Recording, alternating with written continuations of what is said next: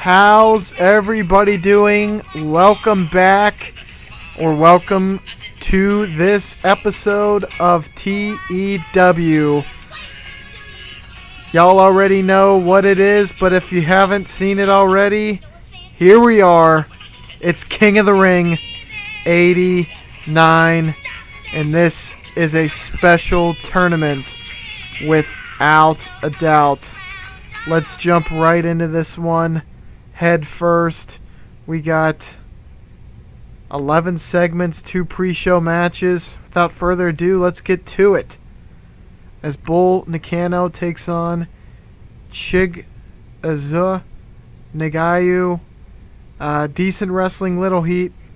But one of the higher ratings that we have gotten in recent pay-per-views for sure. And these two are definitely two competitors that are going to be the flag bearers for the future of the division. And definitely going to want to keep investing and pushing these two stars without a doubt. And on that note, a big win for Bull Nakano, who at one time was the headliner of the whole division. Now she's taken a back seat as AJ Kong is the reigning champion. Perhaps after this victory, she might be entitled for a rematch. And then we go into our second pre-show bout as Bam Bam takes on The Undertaker, with The Undertaker picking up a victory over Bam Bam. A dirty win and a decent bout. And two youngsters, no doubt. Bam Bam's been on the roster longer than Taker, but not sure who has more wrestling experience. Not like that matters. Both of them have great stats.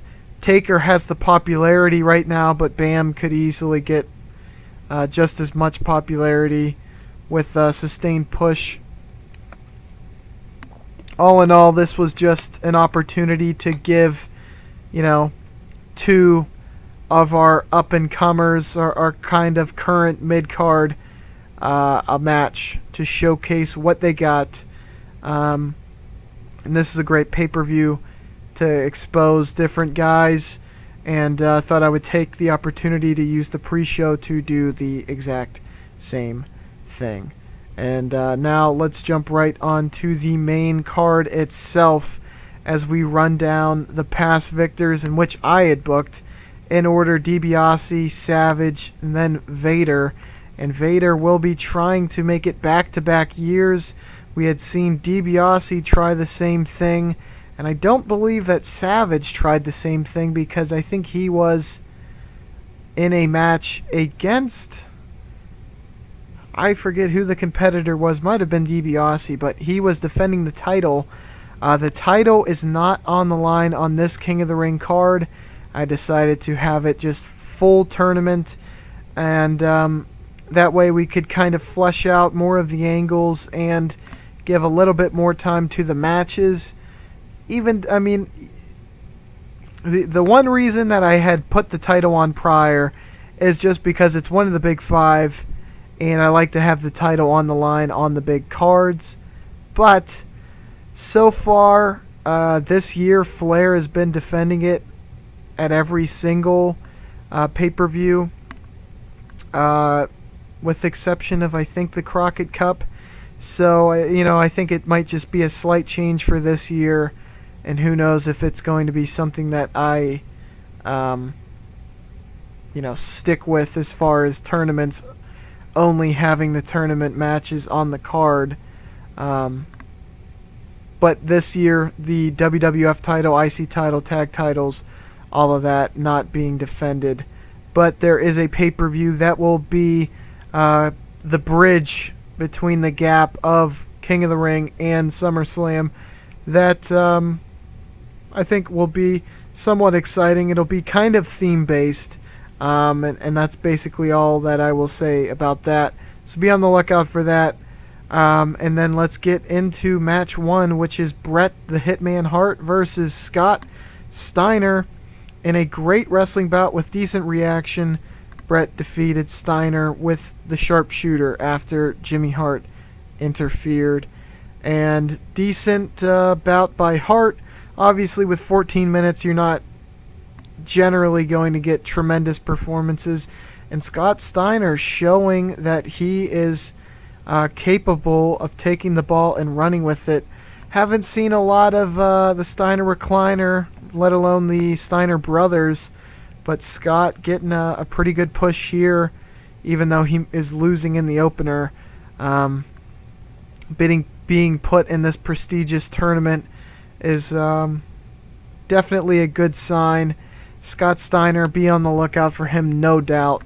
He's one of those dudes who could easily hold a title in due time, and hopefully we see a good year from the Steiners collectively in '89. And then next we have another bout as Sting takes on Barry Windham, and Sting puts on a very good performance as we see some superb wrestling and great heat. I thought that Windham perhaps would be the guy with the better in-ring performance. No, Sting, honestly, unsurprisingly, steals the show between the two, and he will be moving on to round 2. So definitely a cool little exchange there, a nice match. Windham, pretty good. He's been getting a push, being a part of the Four Horsemen, especially with Flair as champ, and not to mention the Brainbusters as champ as well. I think Windham wanted to really show his worth. He had recently won the U.S. title, but the King of the Ring trophy, it's a big deal and usually is a indication of future success, but it was not meant to be for Barry Windham. Here we have Misawa cutting a promo. He will be facing Vader, what will be a rematch from the Great American Bash, and it's definitely one of those bouts that I was ready to book again. Those two, I think, would be absolute magic in the ring. Their styles, I think, would gel very well, and their athleticism, I mean, it would be a crazy bout, to say the least. That's why I felt compelled to do it for the Great American Bash, and why I felt compelled to bring it back here at the King of the Ring. Two young, up-and-coming stars. It just makes sense.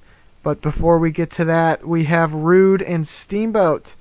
Definitely a rivalry that we saw in WCW, and now we're putting it on full display in the WWF King of the Ring tournament. Steamboat's whole motivation for joining this tournament will be expounded upon a little bit later, but if I hadn't mentioned it earlier, here's a little explanation now. As with what we did last year, the winner of this King of the Ring tournament not only gets the trophy, not only gets crowned the king, but they get a title shot with the current WWF champion at the next pay-per-view. So the winner of this tournament will be facing Flair in the case that he does not lose it in between the King of the Ring and our next pay-per-view.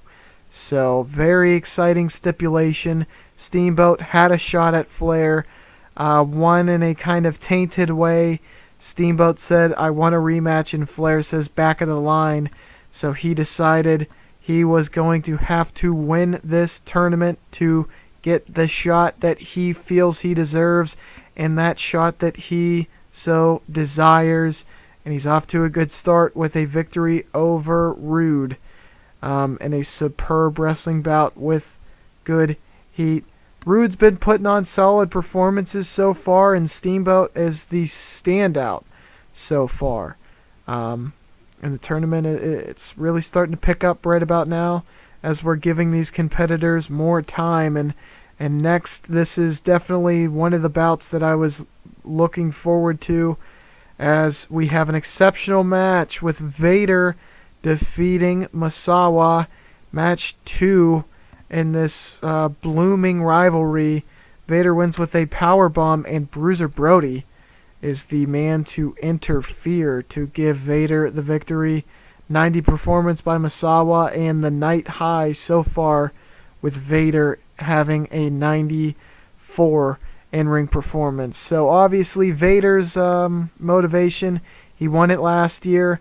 He wants to be a two-time champ, two-time King of the Ring, and get that title shot. I mean, basically everyone's going for the title shot, but Misawa wants to kind of prove his in-ring prowess. He sees King of the Ring as kind of one of the crowning achievements in wrestling, coming from Japan, where they have their Grand Prix, they have their G1s, they have their tournaments, their round robins. It kind of fits in with what they kind of put at as the pinnacle of competition. You could easily on one night beat a person, but to be able to beat 3 people in one night definitely says a lot about your skill level, your talent, and just how great you are.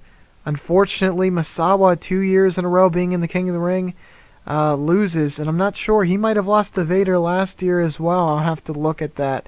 But it was not Misawa's night. I definitely think he would have been a favorite if I was in this universe watching along, but Vader is just too much. Not to mention the fact that Bruiser Brody, one of our top heels right now, interfered to get Misawa out, which clearly says a lot about what the $1 Million Inc. thinks about Misawa. Here we have Flair basically telling Steamboat, you're absolutely crazy if you think that you're going to be facing me come next pay-per-view. Kind of showing the fact that Flair is a little bit intimidated by Steamboat. And this is especially telling considering the fact that Flair has had a taste as to what Steamboat has to offer in the ring. And Flair came out the victor. You think he would be very cocky, very confident, dripping that swag that we see Flair bolster at all times seemingly. But now you're seeing kind of a insecure side. But he is putting Steamboat down in the process. And Steamboat, he is driven. He has the focus. And he is not letting Flair's words get under his skin. And we have here, in a superb wrestling bout with great heat, Sting defeats Bret with a Scorpion Deathlock. 81 rating, very surprising. Sometimes you will see the match kind of hang on the low end of the in-ring performances. Bret Hart had an 81. A little bit surprised about that. Perhaps it's just the fact that this tournament's in the Northwest. He doesn't have much popularity there. Not quite sure why Bret's rating is lower. I guess he didn't come into this tournament with the biggest push. Sting starting to get pick up some steam here. Slightly surprising to see an 81, but all things considered, it is what it is. It's not going to blow the pay-per-view, I don't think, or hopefully not. But Sting moves on, and Sting gets a victory over Bret. And this is definitely an interesting match. All of these competitors I could see having long-spanning rivalries at some point or another. They're certainly going to have a lot of time to storytell on this roster. This is the next crop of guys. No matches with Hogan, Savage, Jake the Snake, no Ted DiBiase, no Piper, but he is gone filming movies, so there's not going to be Piper for a while. I mean, that whole generation, that whole era, basically all of the prime golden age guys not wrestling on this bout. It's really this is the pay-per-view where you get to really invest in your youngsters. That's why I like the tournament so much. And really cool to see these guys get in the spotlight that they definitely deserve. And honestly, I need more pay-per-views like this to where I can just really put the spotlight on those guys. But let's go into the next match of round 2, and that is Vader and Steamboat. And again, Vader puts on another good performance, and so does Steamboat, and the rating keeps on lagging. Man, that's kind of a bummer. We definitely need these to start, bouncing up, but it's the second to last match, and Vader gets the victory. It's an exceptional match. Steamboat wanted to earn his way back to a title shot, but it is not in the cards. And look, Slick Rick had his fingerprints all over this one. He didn't even have another member of the Four Horsemen do it for him. He got his hands dirty, really proving just how integral, how important, kind of tarnishing Steamboat's chances were to him. And Vader stays hot, no doubt about it. And Steamboat is definitely going to have a bone to pick with old Slick Rick. That's for sure. And Vader, he's definitely the hot heel right now, and exciting that we're going to get to see him and Sting in a rematch of last year's King of the Ring final. Sting had been cutting promos on Vader on $1 Million Inc., telling them, "This year will be mine. I am not going to let you guys basically bully me over or get the upper hand. I will be walking out the king." That loss clearly had an effect on Sting, and he has made it his goal to redeem himself this year. But before we get to that, we got a skit. And these are the guys I was just talking about earlier. They weren't in the match, but they are in a skit, so to speak, as we have Savage shopping through gear that he wants to wear for his big day. First of all, who remembers the skit where DiBiase was going shopping for the $1 Million title? A classic skit. But who wouldn't like to see a skit where Savage is shopping for his classic ring gear? He's looking at those wild, crazy cowboy hats, those sunglasses, those robes he had, those jackets, and the tights to match. Jeez, I want to be there, and this is the skit that lets you live out those fantasies. Not to mention we got Hogan and we got Roberts. I mean, three of the most compelling promos. What more could you ask for? And a little nod to perhaps what we will be doing come next pay-per-view. Who knows? Stay tuned for that. Surely the payoff, you might love it, you might hate it, but I think you'll be intrigued by it. So be on the lookout for it. And as we go into this final for the King of the Ring title, we got Sting, we got Vader, rematch of the '88 final. $1 Million Inc. versus a former Mega Powers alum, Sting, Vader. In a 94 bout, I will take it. An exceptional match. Sting redeems himself after the loss to Vader last year. He proves he is he's on Vader's level. He is an up-and-comer. He is one of the next big things, and he is a force to be reckoned with. Sting gets the victory via submission after a botched interference by Stan Hansen. Sting is now the King of the Ring. Man, that rolls off the tongue pretty good, doesn't it?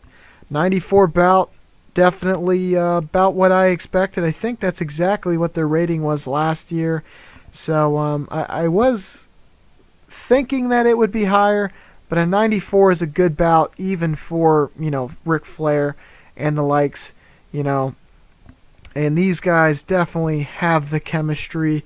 I mean, they are main event bound for years to come. Once it's their time to kind of take those spots, man, I mean, they're going to be in main events for years.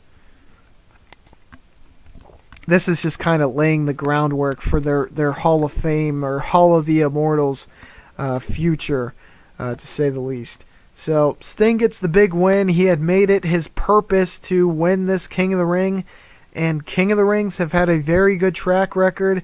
Savage won the title after his. DiBiase won the title after his.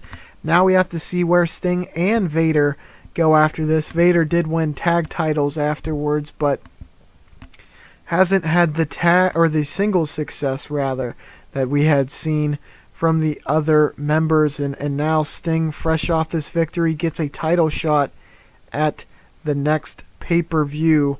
So definitely going to be interesting to see what happens there. Sting and Flair, need I say more? Now let's go ahead and see what the card rating was. 93. We definitely lucked out on that. No doubt about it. That rating was probably more than fair. Although, I think some of these match ratings did get lowballed. But it does happen. And you kind of got to roll with the punches and try to hedge your bets.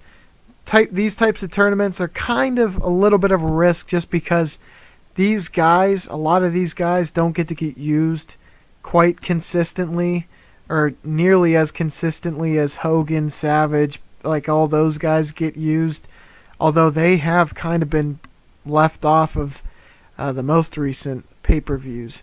All things considered, I'm happy with the outcome. I hope you're happy with the video. Be sure to like and subscribe, leave a comment, let me know what your thoughts, concerns, questions are, and I will get back to you. Wait, let me restart that. I will catch you on the flippity flute.